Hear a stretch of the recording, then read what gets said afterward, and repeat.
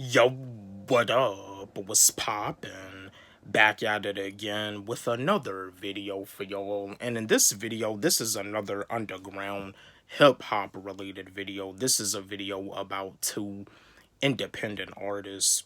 One of them used to be signed. Well, one of them. This is the album that they released under their own indie record label, Undercover Prodigy. Bef- but before that they had they was before that they did have like their own label, Funk Volume, which Damian Ritter was like the co-founder of Funk Volume, and unfortunately it didn't really work out that well because Damian Ritter was telling this lyricist that he doesn't work hard, and he kept telling him that over and over again, and that's what made the artist step away.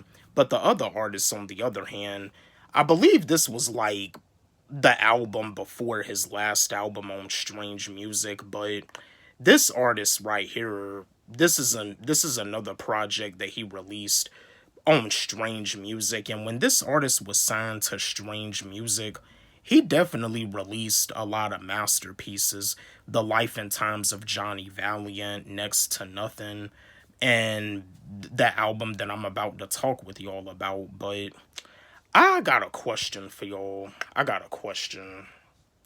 Hopsin's No Shame versus Rittz Top of the Line album. Which album is more influential to underground hip hop? My fellow Hopsin fans, my fellow Rittz fans, let's chat. Let's have a discussion about this. But which album do y'all feel is more influential to underground hip hop? I'm gonna give you my answer like I do as always. Both of these albums are fire. Both of these albums are amazing.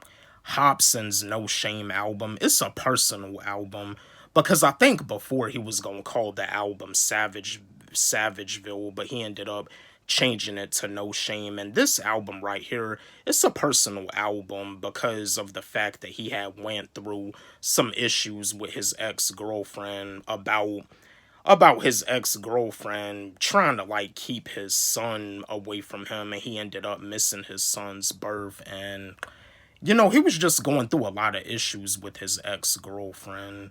Like him and his ex-girlfriend, their relationship, it just didn't really work out. You know what I mean? He ended up like having to like go to court and stuff just because of the situations that he had got into with his ex-girlfriend. But other than that, No Shame is a fire album. But Rittz, on the other hand, his album Top of the Line is lit. Top of the Line is a fire album too. Songs like Inside the Groove that he did with E40 and Mike Posner, and songs like Nostalgia, songs like My Window, songs like yeah, Too Good. Top of the Line is a fire album. But if you want to talk about which album is more influential to underground hip hop, I know this may sound weird, but I would say that Ritt's Top of the Line album is more influential to underground hip hop. And the reason why I feel that way is because with Hopsin's No Shame album, No Shame is like a personal album for Hopsin, because the album was mainly like an album about his ex-girlfriend. He created an album just so he could like be able to vent, so he could be able to get his feelings out about his ex-girlfriend, about all of the stuff that he went through. And that's another thing. I remember he did an interview on Hard Knock TV where he was breaking it down, explaining that he actually had other songs about his ex-girlfriend. They were just unreleased because of the fact, I guess maybe the songs, they sounded like a little too harsh. But yeah, other than that, yeah, Ritt's Top of the Line album is more influential. It's more influential to underground rap than Hopsin's No Shame album. But Hopsin's No Shame album is fire though. I like Hopsin's No Shame album, but if I was to compare No Shame to Pound Syndrome, I would say that Pound Syndrome is a better album by Hopsin. But yeah, Ritt's Top of the Line.